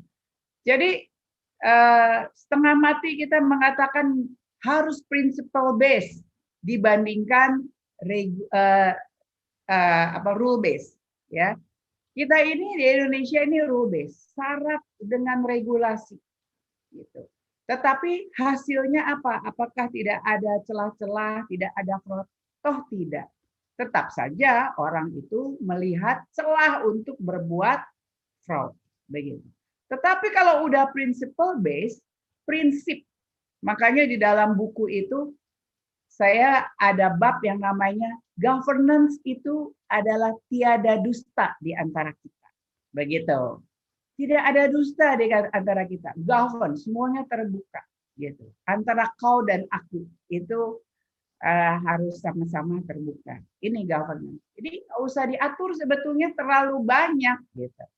Jadi kita yang namanya digital governance itu timbul istilah namanya self-regulatory. Jadi kita yang mengatur sendiri governance kita mau seperti apa. Nah, saya juga menjawab pertanyaan Ibu Khomsiah yang ini dosen ya, Ibu Dr. Khomsiah dari Trisakti dari IAI. Jadi harus perlu dibuat indikator-indikator. Nah ini kalau peneliti juga ada indikator ya. Indikator governance ini harus seperti apa? Ya, indikatornya itu tergantung, kecukupan indikator itu tergantung dari bisnisnya. Contohnya yang tadi peer-to-peer lending. Kemudian transaksi kita pembeli dengan marketplace. Kemudian ada transportnya itu masing-masing kita KPI-nya seperti apa. Kalau misalnya kita mengatakan KPI dari si penjual itu harus 1 hari sampai atau dalam hitungan jam, mungkin kita akan kasih review 5 begitu. Nah, ini KPI dari governance itu platformnya itu dibuat regulasinya itu per transaksi bisnisnya. Begitu. Dan ini kita akan terus berkembang. Ada pertanyaan juga, ini apakah hanya COVID aja, setelah COVID nanti balik lagi ke manual? Saya rasa enggak. Kita sudah merasakan kebiasaan dengan digital ini lebih mudah, lebih cepat. Tinggal kita menyempurnakan saja prosesnya. Kita menonton yang tidak govern pasti mentah. Ya, itu zaman awal-awal COVID banyak sekali marketplace yang bukan marketplace ya, individu yang menjual masker tapi nipu dan sebagainya. Setelah itu dia tidak akan ada lagi, dan seumur hidup orang tidak akan percaya manakala dia itu tidak govern bisnisnya. Saya rasa itu Pak Dadan. Barangkali Pak Eko atau Pak Raki mau menambah. Silakan Pak Eko dan Pak Raki. Pak Eko dulu mungkin. Ini pertanyaannya cukup ideologis ini.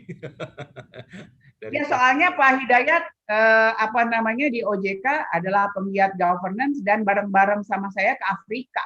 Belajar principle base dari Mervyn King. Mervyn King. Ya, dulu Pak Zaki dulu. Governance.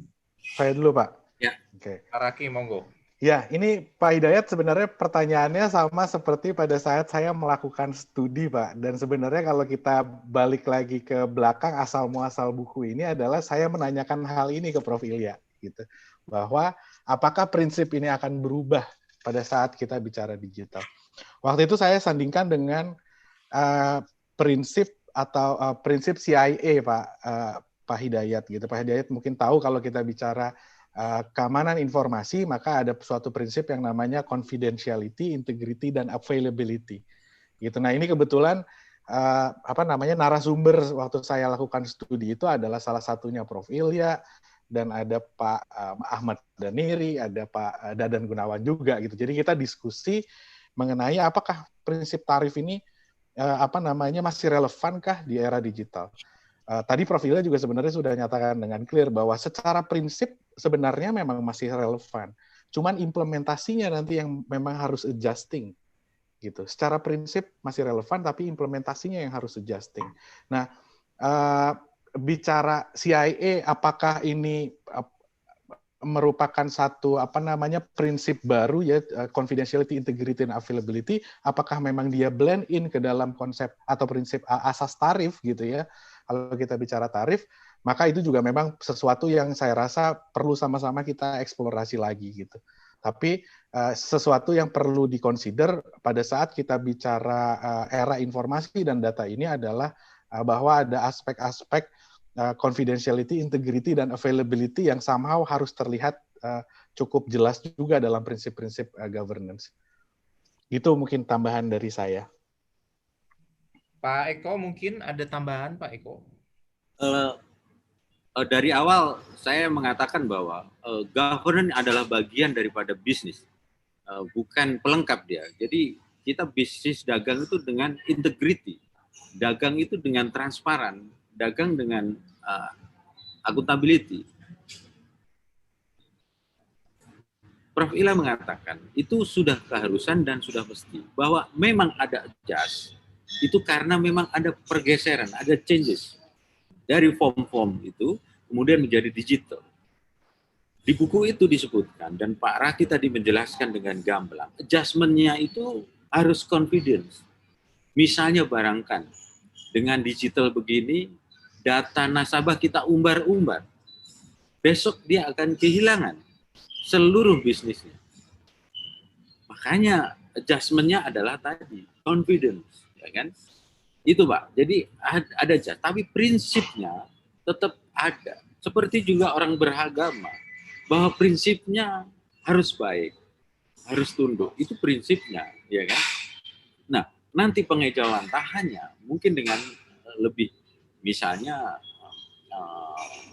yang tetap itu ya harus kudu mesti gitu, yang governance di dalam bisnis ya memang bisnis itu harus jujur gitu. Bisnis itu ya harus transparan. Bisnis itu juga harus akuntabilitas kan gitu. Cuma adjustment-nya ini adalah era digital. Kita tidak akan kembali ke zaman batu. Ya kan? Kita udah zaman di sini. kita nggak akan kembali ke zaman sebelum COVID. Apa jauh lagi? Kalau kita selalu bicara kembali ke zaman dulu, kalau kita bicara orang seperti itu, saya rasa nggak mengikuti perkembangan zaman. Jadi prinsipnya masih akan tetap. Setuju dengan Prof. Dan memang di dalam digital itu ada adjustment. Itu ya biasalah itu penyesuaian karena lingkungannya. Saya mungkin zaman saya mungkin dengan form itu udah memadai. Tapi zaman digital itu sudah tidak bisa memadai. Kalau masih pakai form-form tadi, Bu Ilya dari tadi Bang, rapat sekian kali, sudah ini sekian kali, sudah secara self-assessment. Tapi kontennya nggak bisa. Kita kontennya apa di digital itu gitu. Itu Pak Dadan. Ya Pak Eko. Terima kasih Pak Eko, Bu Ilya dan Pak Raki.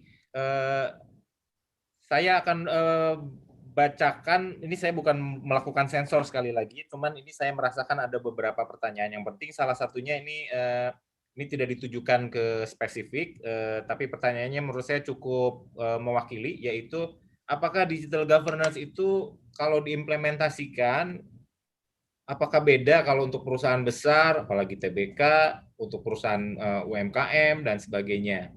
Itu pertanyaan mungkin menurut saya perlu itu untuk diklarifikasi begitu. Silakan mungkin Bu Ilya, Pak Eko atau Pak Sahraki. Digital governance itu kan melekat pada bisnis digitalnya, ya. Kalau misalnya UMKM, ada pertanyaan, ini BUMDes. BUMDes itu BUMN desa di desa. Bisa nggak ya menerapkan digital governance? Ya bisa sebagian, ya selama BUMDes itu ada di kota yang ada signal telepon, itu bisa. Bikin aplikasi sedemikian rupa yang mencari pasar untuk barang-barang yang akan dijual, ya bahan baku, mencari pasar, bahan baku, tenaga kerja bisa loh. Pakai digital. Kemudian memasarkan produk-produk dari BUMDes itu juga bisa pakai digital. Sangat-sangat memungkinkan BUMDes ini menjadi besar. Ada BUMDes di Jawa Timur, di Jawa Tengah itu mengelola jeruk ya sedemikian rupa sehingga bisa ekspor. Ya, ekspor keluar daerahnya, ya bisa ke Jakarta, ekspor ke luar negeri. Itu jeruk di mana, di Malang atau di Ponorogo, saya kurang jelas. Tetapi BUMDes itu sangat-sangat punya peluang untuk melakukan digital governance. Punya peluang besar melakukan digitalisasi bisnis, di mana digitalisasi bisnis itu sudah di dalamnya itu ada governance-nya. Pelaporannya itu sudah tinggal ngeprint aja apa yang ada di WA misalnya begitu. Ya, dia pakai WA aja. Dengan WA juga dia bisa melakukan bisnisnya, kemudian melakukan pelaporan dan sebagainya. Begitu. Itu BUMN. Nah, UMKM. Bahkan saya kasih contoh yang paling kecil tuh BUMDes ya. Nah, untuk perusahaan menengah juga tergantung bisnisnya seperti apa, yang akan didigitalisasi itu seperti apa. Nah, di situ governance-nya melekat di situ. Kemudian yang perusahaan yang besar, ya tentunya mereka sudah mempunyai platform digital governance yang melekat di dalamnya. Nah, contohnya nih, baru-baru saja Pak Dirut, BCA, Pak Yahya, mereduksi profesi akuntan di BCA, sudah tidak ada lagi pemegang buku, begitu. Semua sudah pakai digital, mau daftar, mau buka rekening sudah pakai handphone, ya, pakai gadget. Mau pinjam udah pakai gadget. Mau investasi surat berharga sudah pakai gadget, begitu ya. Jadi mengurangi tenaga kerja, tetapi bukan di PHK, tetapi dia berubah, ya, move ke tempat yang memang dibutuhkan sehubungan dengan adanya digital platform baru atau digital bisnis baru. Jadi kalau bank-bank yang buku 4 barangkali, buku 4 atau buku 3 bahkan sudah menggunakan digital bisnis, digital platform di mana di dalamnya sudah melekat digital governance-nya. Bagaimana bisa tahu bahwa itu, nah, ada Ibu Sri Mulyani, bagaimana bisa tahu bahwa itu sudah memadai governance-nya? Yaitu governance di era digital itu adalah kesepakatan antara pemangku kepentingan dengan pelaku bisnis itu sendiri. Kalau semuanya tidak ada dusta di antara kita dan semuanya itu terbuka dan semuanya itu puas, nah, governance ini terlaksana sesuai dengan apa yang dicita-citakan. Tidak seperti sekarang kita ini governance 22 tahun nggak sesuai dengan apa yang kita harapkan governance itu. Begitu. Banyak bolong-bolongnya, banyak dispute-nya, malah justru banyak yang ditangkap. Kenapa? Banyak aturan ngejeret kita sendiri, begitu. Nah, jadi banyak aturan bukan bukan melindungi, malah menjirat kita sendiri. Saya kira begitu, Kang Dadan. Nuhun. Masih mute, Kang? Tuh, lupa. Apakah Pak Eko dan Pak Raki akan menambahkan? Pertanyaannya saya ulangi. Bagaimana, apakah digital governance implementation atau implementasi digital governance itu akan berbeda atau sama dalam konteks skala perusahaan, UMKM, besar, ataukah sama saja? Gitu. Saya dulu ya, Kang Dadang. Monggo, Pak. Prinsipnya harus sama. Itu prinsipnya. Cuma di dalam penerapannya, implementasinya, itu tergantung sektornya. Sektor keuangan, governance-nya berbeda dengan sektor real. Sektor keuangan itu jauh lebih rumit. Mengapa dia diawasi oleh OJK? Maka prinsip-prinsipnya sama, tapi adjustment-nya yang agak berbeda. Nggak tahu nanti Raki pandangannya seperti apa. Jelas UKM beda, tetapi soal integrity sama. Soal transparansi produk sama, akuntabilitas sama. Cuma yang dimaksud integritinya apa ini? Itu pengembangan di dalam digital governance. Nah, kembali kepada digital governance ini menjadi sangat urgent. Kenapa ini akan menjadi tarik-menarik? Misalnya sekarang di dunia perbankan, ketika COVID seperti ini, orang mau tanda tangan akad kredit KPR, harus datang itu notaris dan harus dibacain. Saya mau tanya, bisa nggak berubah klausul baku itu? Kan nggak bisa. Kalau udah kayak begitu ya udah tanda tangan aja pakai mesin gitu kan. Jadi udah nggak usah notaris. Jadi notaris udah nggak ada lagi ya, kolektif aja semuanya. Itu mungkin tarik-tariknya. Kalau kayak begini nih gimana nih? Ini gimana nih? Jadi akan tarik-menarik. Jadi kembali ke masalah utamanya, secara prinsip, apakah itu perusahaan besar ataupun kecil, UMKM, itu prinsip sama. Adjustment-nya tergantung sektornya. Sektor keuangan tentu berbeda dengan sektor kesehatan. Sektor e-commerce berbeda dengan sektor payment system.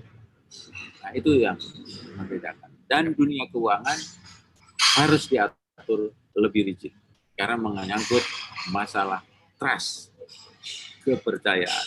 Sekali tercoreng, maka tidak akan pernah ada orang datang. Orang kita mendengar Bank S kalah clearing, dia diambil itu duit. Padahal duitnya itu duit sedikit. Udah gelisahnya, ntar duitnya hilang. Padahal dijamin LPS. Itu pun sampai sekarang masih gelisah orang yang punya duit di bawah 2 miliar. Ntar gimana?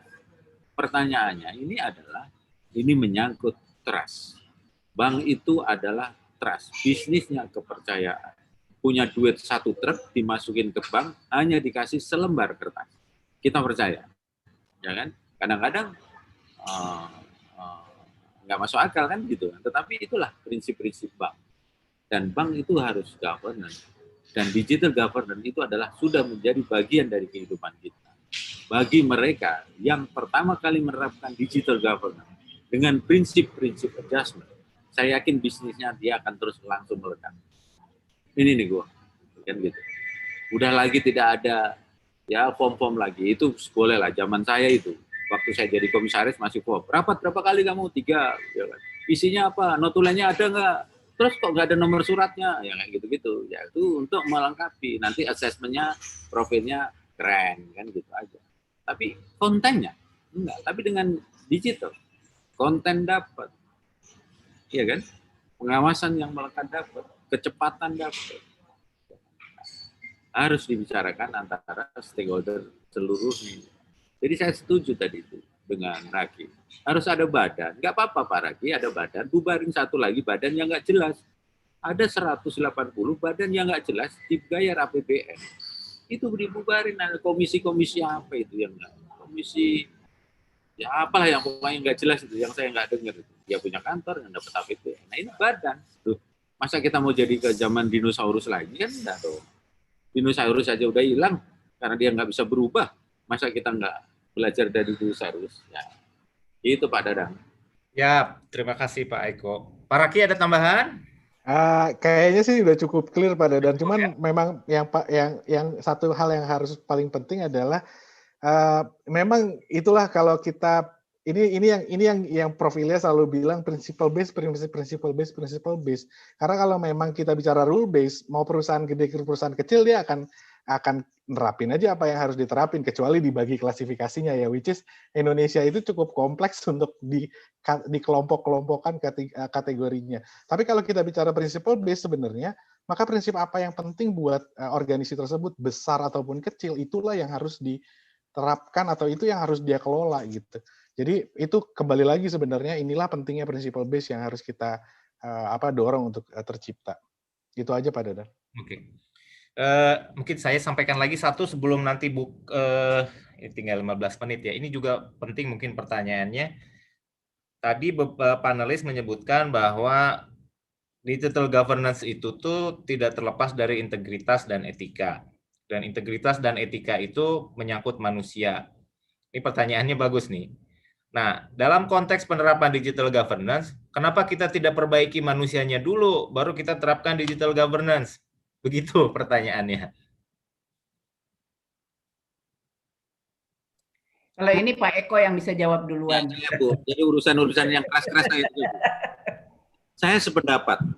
Kenapa agama lahir di Indonesia? Kenapa agama lahir di dunia? Karena memang untuk mengatur manusia yang brengsek semua ini, kan gitu kan? Jadi gini, saya setuju, ya kan? Negara kita ini adalah negara yang sangat religius. Tetapi kita lihat, negara kita ini korupsinya juga sangat ambisius, kan gitu. Nah, tentunya ini nggak bisa lagi dengan norma-norma manusianya. Ya kalau kita lihat, manusia itu berubah. Sekarang baik, besok belum tentu baik, gitu kan. Tergantung situasi dan kondisi. Tetapi kalau prinsip-prinsip ini diatur, dikenakan sanksi yang nyata, yang jelas, prinsip-prinsip digital governance ini pasti akan diikuti. Kenapa ada aturan? Ya karena memang manusianya kan perlu diatur. Kita kan tidak mungkin, kita ini kayak di surga semua orang gitu. Ya kan? Kita ini penduduk kita ini religius semua. Tapi korupsinya ambisius, ya kan? Tingkat korupsinya. Nah, demikian juga kalau soal fulus uang itu orang bisa berubah. Nggak punya dua, orang berubah. Kebanyakan uang berubah. Jadi gitu jawaban saya. Perlu satu aturan atau regulasi untuk mengatur digital governance. Ya kalau nggak ngatur kayak semacam inilah. Ya kesepakatan lah. Gitu. Tetapi selain kesepakatan itu, bisnis itu yang abadi adalah bisnis yang governance lah. Bisnis itu bagian daripada kepercayaan. Kalau kita yakin bisnis itu adalah bagian dari kepercayaan, bukan greedy, maka kita akan awet. Nah, itu nggak bisa dibiarin begitu. Kita nggak nganggap orang seperti ustadz yang baik semua, nggak bisa. ya kan? Kita juga menganggap ini harus ada aturan. Maka di paper saya bilang urgensi digital government. Kita mulai dulu dari yang kecil. Kalau Pak Raki tadi minta badan, kita bikin badan sendiri, Pak. Jadi kita kayak semacam LSM, bikin kita sendiri, memulai yang baik, pasti akan follower yang baik. Gitu. Pasti, Pak, saya yakin. Ini akan penting dan akan menjadi tren. Jadi Ibu Elia sama Prof. Ilya sama Saudara Raki itu sudah melompat pikirannya. Jadi saya juga bingung begitu saya dikasih buku ini, saya langsung resensi 2 hari jadi. Saya bilang gitu. Saya baca lagi, saya buku ini udah sampai lecek nih, saya bawa. Kan sampai lecek nih, di mana-mana. Kopi Kloto udah dua kali nih, Kopi Kloto. Ya, selamat Bu Elia. Jadi sayang sekali kalau sebenarnya waktunya kita 2 hari bisa ini. Jadi nanti pengen mengundang Pak Raki sama Prof. Ilya untuk buku ini. Dan wajib buku ini diketahui oleh semua pihak, apalagi industri perbankan. Penting, banking itu harus menjawab. Dan yang digital mulai dulu adalah di banking. Dan banking punya sumber daya, punya uang, punya manusia, dan juga punya prinsip-prinsip kepercayaan. Itu, Prof, kalau dari saya. Selamat, Prof. Selamat, Pak Raki. Terima kasih nih Pak Eko. Ini bukunya ini baru awal sebetulnya. Ini hanya pemantik saja. Pemantik kita semua bahwa kita ada di era new normal. Bahwa free economy ini kita sudah berada di situ, ya, di mana digitalisasi ini adalah suatu keniscayaan. Jadi kalau yang gaptek dan sebagainya itu, ya kalau mau hidup belajar sedikit-sedikit, ya minimal dia itu bisa mengerti dan menggunakan. Satu. Yang kedua, ini mengenai memperbaiki manusia. Kang Dadan, ini pertanyaan bagus ya. Daripada bikin digital, perbaiki manusianya dulu supaya dia punya kejujuran. Nah, justru ini terbalik. Dengan adanya digitalisasi, orang yang tidak jujur akan terpaksa menjadi jujur. Ini ada faktor pemaksaan. Dia kalau nggak jujur, dia nggak bisa hidup. Dia nggak bisa melakukan transaksi bisnis. Cuman sekali aja selesai. Dulu ingat nggak waktu pertama kali supir Gojek mengisi aplikasinya dengan nama dia sendiri, nama istrinya, nama anaknya, atau dia mengisi orang yang berkali-kali di situ. Ternyata sistem governance-nya jalan, akhirnya dia di blacklist, nggak bisa lagi jadi supir Gojek. Ini adalah governance dari digitalisasi. Mudah sekali mengauditnya, mudah sekali mencari penyimpangan-penyimpangan itu by system, begitu. Cuman memang ada kelemahan mengenai cyber security dan sebagainya yang tadi Pak Eko katakan. Seperti kemarin yang Tokopedia ya, yang bocor dan sebagainya ya. Sedemikian rupa dia perbaiki itu governance dari platformnya. Akhirnya kepercayaan masyarakat juga tumbuh lagi. Karena memang jangankan digital, yang manual pun pasti aja pencurian itu ada, pembobolan itu ada. Nah, kita memang harus segera setiap saat memaintain sistem itu. Saya kira itu. Jadi manusianya nanti akan ikut ke dalam era digitalnya. Ya, mau nggak mau dia harus jujur. Terpaksa jujur, nah akhirnya nanti culture-nya akan jujur. Insya Allah.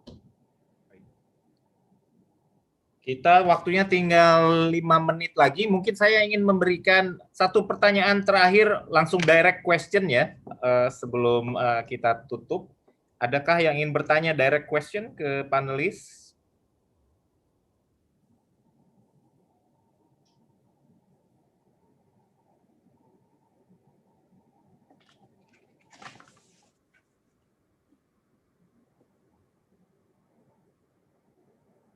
Oke. Tidak ada ya? Ada satu ini, Pak Jeffrey. Ini siapa Jeffrey Surya Nugraha tapi masih mute? Masih mute. Ya, maksud saya.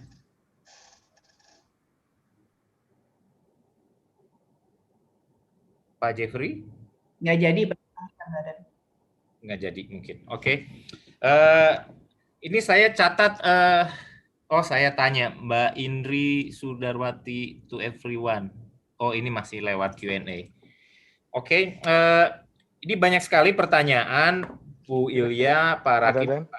Ini kayaknya Pak Bu Indri sudah ini. Oke, silakan. Ya, izin tanya Pak Dadan. Ya, silakan Bu Indri. Terima kasih. Videonya Bu Indri. Tombolnya di mana ya Bu? Nggak dikasih tombol video kayaknya ya buat kami. Ya ada Bu, ada. Saya ada ya. Buat co-host mungkin saya nggak nemu ya. Mungkin karena Gak apa-apa Bu, monggo Bu. Suara aja yang gini ya. Baik, Assalamualaikum warahmatullahi wabarakatuh. Waalaikumsalam. Bahagia sekali bisa bertemu dalam forum yang luar biasa ini. Sebelumnya terima kasih. Perkenalkan saya Indri dari UIN Sunan Ampel Surabaya, Prof. Ilya. Kebetulan saya beberapa tahun terakhir memang mengajar IT Governance, jadi begitu ada acara ini saya semangat sekali. Nah, beberapa waktu terakhir diskusi kami di kampus itu melirik tentang SPBE. Nah, saya baru dapat info buku ini itu dari Mas Raki pada saat kemarin ISAKA Community Day.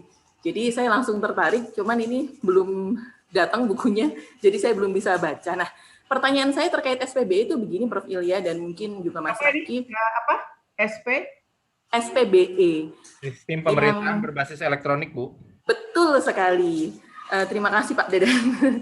Jadi saya berpikir apakah ini juga sudah menjadi semangat pemerintah gitu ya dengan adanya SPBE ini, bahwa insya Allah Indonesia juga akan menuju ke digital governance secara pemerintahan. Kalau secara perusahaan, secara BUMN dan sebagainya, saya tahu ini sudah menjadi kebutuhan perbankan apalagi ya. Tetapi kalau untuk pemerintahan seperti apa, dan apakah SPBE ini sebuah harapan baru untuk negara kita di bidang digital governance? Terima kasih banyak atas jawabannya. Assalamualaikum warahmatullahi wabarakatuh. Mungkin Pak Kayaknya Raki aja.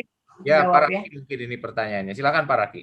Yang milenial ini yang tahu IT governance, ya, yang mengenai kita kolonial ya Bu ya. kolot di era milenial. Bu Indri, terima kasih banyak pertanyaannya. Saya senang sekali dari UIN Sunan Ampel ya. Jadi memang kita jujur aja Bu Indri, kita praktisi IT governance, praktisi governance juga sebenarnya memang menyambut baik sekali yang namanya sistem pemerintahan berbasis elektronik. Kita belum bicara masalah implementasinya dulu ya Bu Indri. Cuman memang kalau bicara semangatnya bahwa pemerintah punya semangat untuk mendorong bicara digitalisasi di government, itu udah satu hal yang sangat baik sekali. Memang PR berikutnya adalah gimana cara kita menjaga ini bisa tercipta dengan baik gitu. Nah, alhamdulillah kita di Veda Praksi sendiri juga memang membantu beberapa instansi dalam rangka persiapan dalam rangka SPBE ini.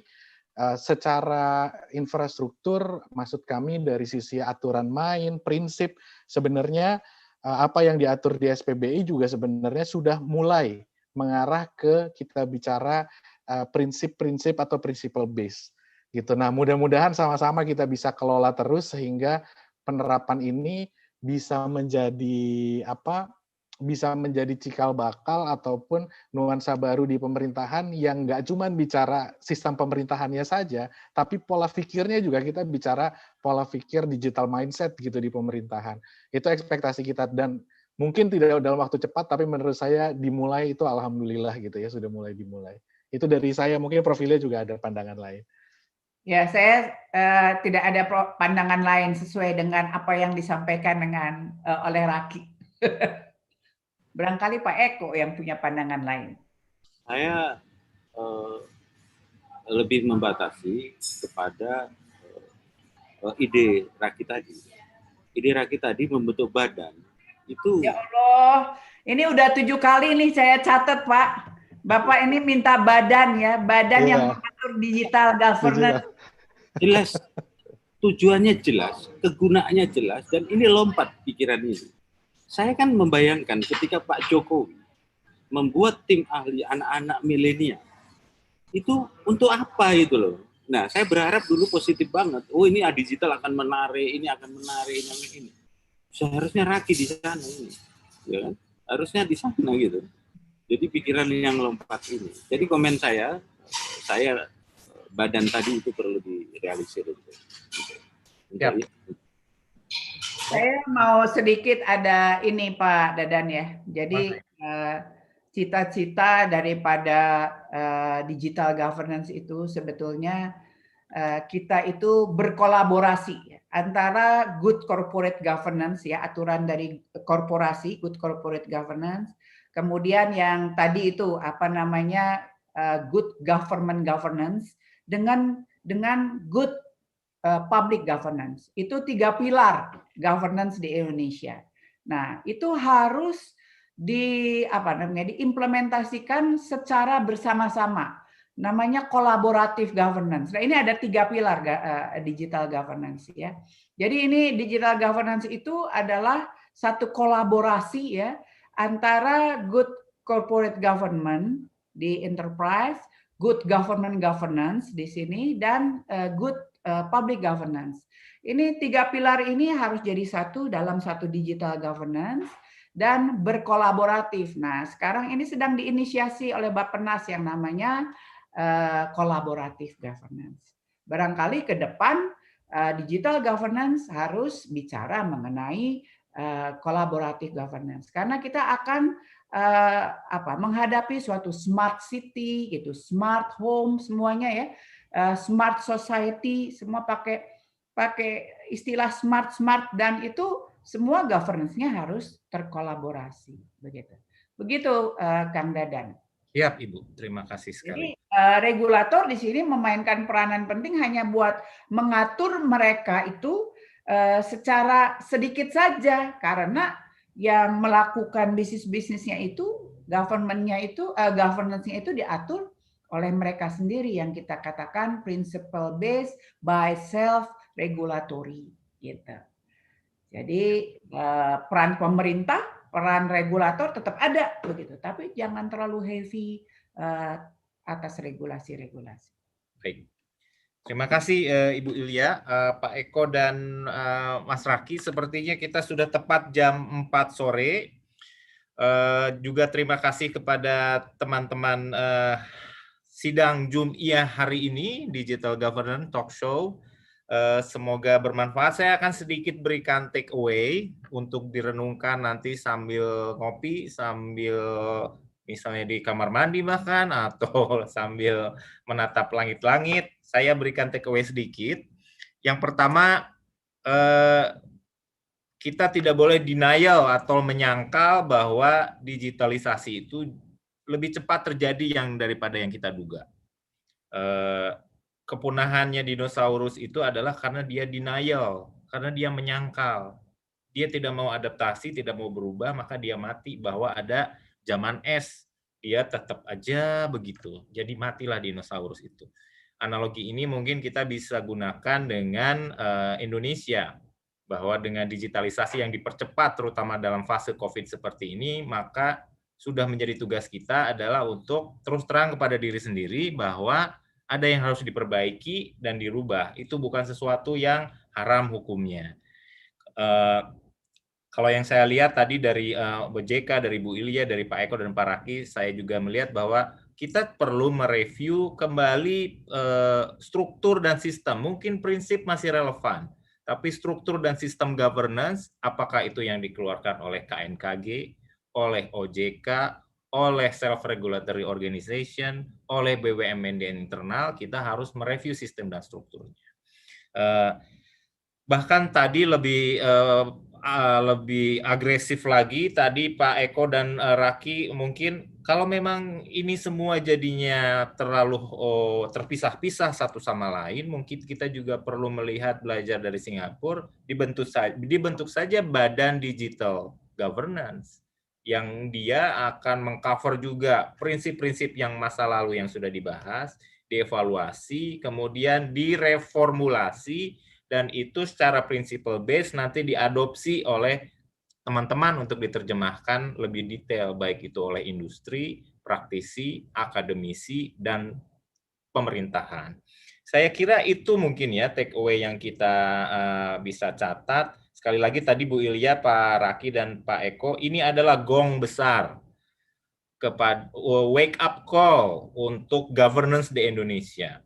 Supaya timbul setelah ini adalah keinginan kita untuk melakukan usaha yang lebih detail, yang lebih konkret, bagaimana mewujudkan governance melalui digital, di dalam digital era seperti ini. Saya kira itu mungkin take away-nya. Sekali lagi terima kasih atas perhatian kawan-kawan semua. Ini semua pertanyaan kami akan catat, insya Allah di-record. Kami akan sampaikan kepada panelis, seandainya panelis bisa membantu untuk menjawabnya, silahkan dikoordinasikan oleh Veda Praksis. Kami akan sampaikan ke penanya, atau untuk di-download Q&A-nya gitu ya, kurang lebih seperti itu. Ya, nanti dijawab saja, dikirimkan tertulis kepada para penanya pakai email. Baik, Ibu. Mungkin tadi janjinya Pak Eko, setelah ini kita akan menyelenggarakan yang lebih lama dari ini, kalau perlu 2 hari ya Pak ya katanya. 2 hari, betul. Di Kopi Klotok Menoreh. Siap. Baik, Bapak Ibu sekalian, stay safe, stay healthy, tetap sehat, gunakan masker, mencuci tangan, dan physical distancing, jangan lupa.